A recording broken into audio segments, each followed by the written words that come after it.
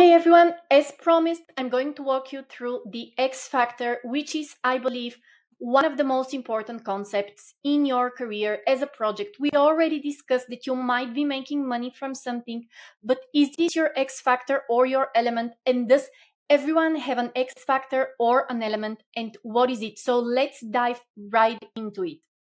Your X factor is the unique fusion of what you do brilliantly, what you love doing, and what deeply matters to you and to others. Put in other words, this is your passion, your talent, your values, and your way of doing things. Now, for some people, they do have a passion and a talent, and there is something certain industry or field which they are drawn to. For other people, it's not an industry or a field, it's more their values. They value freedom, they value nature, or they value progress, they value money, they value status. When we talk about your X factor, not everyone's X factor is certain industry or field like journalism, like copywriting, like design, like art, like biology, like genetics. For some people, it's more of something that allows me freedom, or something that allows me to have a family, or something that allows me to have great income and status. And for other people, is their way of doing things. Wherever they go, in whatever industry they are, they might be someone who is the leader, or they might be someone who optimizes things, or they might be someone who is connecting people. So your X factor has certain elements: passion, talent, values, and your way of doing things. Your X factor might evolve through time, so you might change professions, but there is certain range of professions and roles which suit you better than others. So when you think of your X factor, think about your calling, your element, the thing that you are meant to do. For some people, this might be something that they do throughout their life. So for some people, they would go into one field and do that throughout their entire life. And this usually happens with doctors and with medical professions because you need a lot of training and a lot of investment. It also happens with lawyers, although some lawyers do change professions.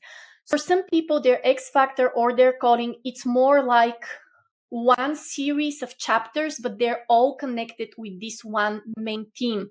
For other people, their X factor might change. So it's more like a series where each episode has a different theme and it ends there.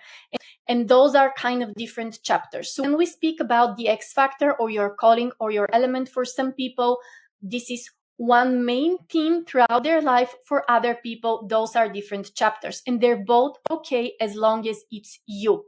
Because the only thing that AI cannot take from you is your unique personal print of who you are and your calling and your X factor. And this is why it's so important, because this is what makes you unique and this is what makes you irreplaceable. Now, when we speak about talent, the personal development industry tells us that everything is about effort and not about talent. However, science points out that we are all born with predisposition to do certain activity versus others. So those are things that we, with effort, can excel much more and easier. For instance, I'm super bad at math. Even if I put a lot of effort and all of my willpower to becoming an accountant, I will probably fail simply because this is something I'm not good at. And regardless of the effort, regardless of the grit, regardless of the willpower, I will fail. And I speak from experience because when I started my business, I really wanted to be everything, and I wanted to be the project manager and manage the budget. And I almost bankrupted. Not because I did not have money. Well, the first time because I did not have money, but the second time because I did not manage my money well. And then I hired a project manager. So we are born with predispositions to excel in certain activities. Talent from Greek means a coin. So your talent is value that you can exchange for money. This is the whole magic of language aspect of talent. Language is telling us that talent is a coin, it's value, it's actual currency. Talent is your currency. You should look at a talent as a seed. And this seed, when planted in your brain, will grow into amazing achievements. Without effort, nothing will happen. Without effort, we are all doomed to mediocrity. Yet when we put consistent effort in the right direction, meaning in the direction of our talents, oh man.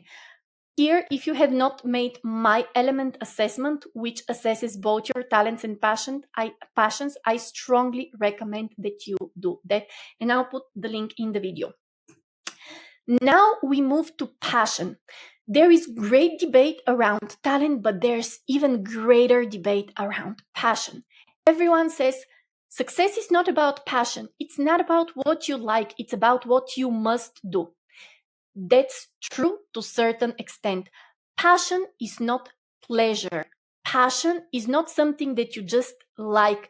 Passion is your inner fire. So there are certain activities, when you do them, you're fired up. And when you do those activities and you encounter a challenge or a difficulty, you are much more likely to overcome that difficulty because you do have that passion. So passion is deep emotional drive to overcome challenges. It fuels your energy. It makes time disappear. It makes effort feel worthwhile, and it gives you purpose. Now, let me explain the magic of language behind passion. You might have heard about the biblical concept of passion of Christ. This is actually suffering of Christ. In Latin, passion meant suffering. How came that a word that meant suffering became to mean something that you are passionate about, that inspires you, that it's positive? Well, here is the deep wisdom. Passion is something that is so important for you that when you have to overcome a challenge or a difficulty, this is not suffering to you. This is passion. Passion, it's not suffering in the meaning that it sucks. Passion is something that you feel this deeper motivation and deeper drive to pursue.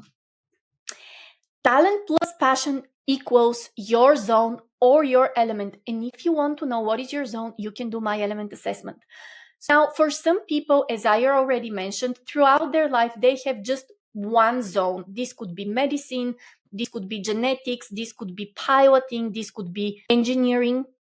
Other people have more than one zone and they explore it and they have different chapters in their life. So for me, for example, in my life, I've had only one zone. Everything that I do is related to working with people and to education. Coaching, consulting, it's all related to those two zones.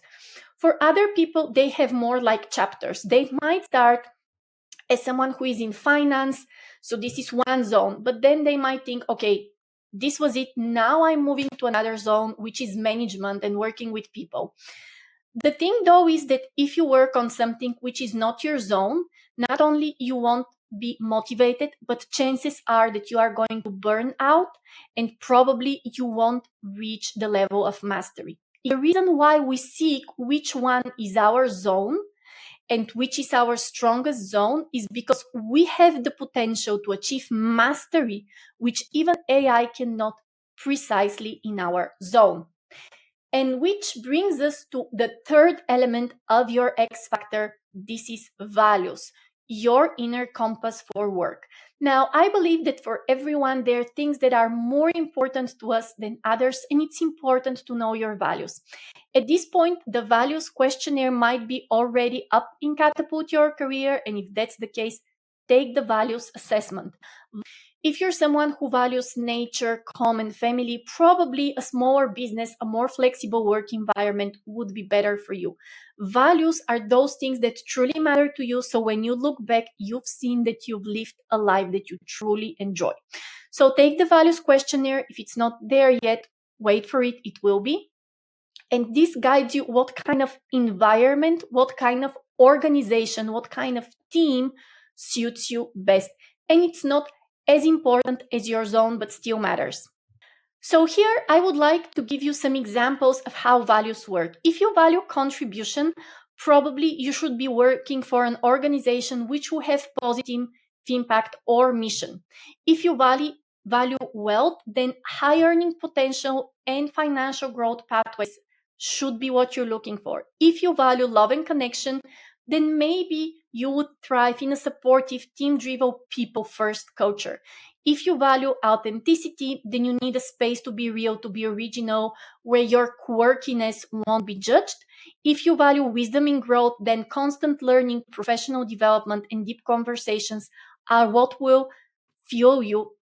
This is not so much about what you do, whether it's engineering, whether it's biology, it's more kind of the type of organization and the type of team that you work for. Now we have your avatar. This is your way of doing things. Now, this is an extra element, and I think if you already know which is your zone and your values, this is just an extra knowledge for you.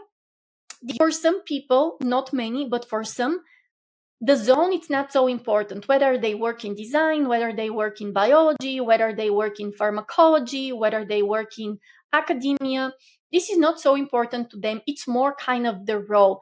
They are either excel as leaders or as communicators or as someone who is backup and always supports from the back office. Do things. Let me give you some examples of avatars. So you might be innovator, someone who disrupts, invents, or rethinks the work.